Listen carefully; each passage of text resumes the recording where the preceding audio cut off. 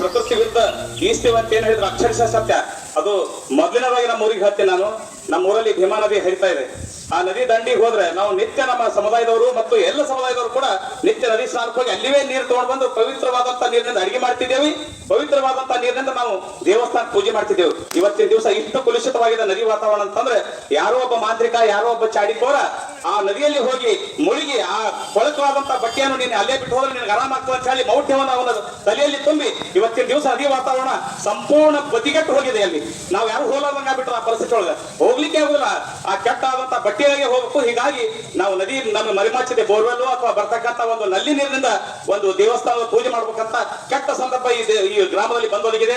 ಅಂತಹ ಮಾಡಿದವರಿಗೆ ಎಂದೂ ಭಗವಂತ ಮೆಚ್ಚುವುದಿಲ್ಲ, ಎಂದೂ ಅವರಿಗೆ ಭಗವಂತ ಒಳ್ಳೆಯದು ಮಾಡುವುದಿಲ್ಲ.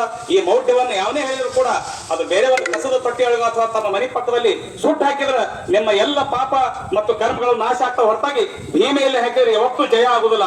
ಅದಕ್ಕೆ ಭೀಮಾ ನದಿ ವಿಶ್ರಾಂತಿ ತಗೋತಾ ಇದೆ. 3 ತಿಂಗಳಿಂದ ನಮ್ಮ ನದಿಗೆ ನೀರಿಲ್ಲ. ಯಾಕಂತಂದ್ರೆ ಪ್ರಕೃತಿ ವಿರುದ್ಧ ನಾವು ಮಾಡ್ಲಿಕ್ಕೆ ಅತಿಗೂ ಹೆಚ್ಚಿಗೆ ಬಂದ್ ಹೋಗ್ಯದ. ಈ ಕೊಳಿತ ಬಟ್ಟಿ ಮೇಲೆ ನಾನು ಯಾಕೆ ಬರ್ಬೇಕಂತ ಹೇಳಿ ಅದಕ್ಕೆ ದಯಮಾಡಿ ಯಾರೇ ಇದ್ರು ಕೂಡ ನಮ್ಮ ಊರದವರು ಅಥವಾ ಬೇರೆ ಊರದವ್ರು ಬಂದಲ್ಲಿ ಬಿಡ್ತಾರ.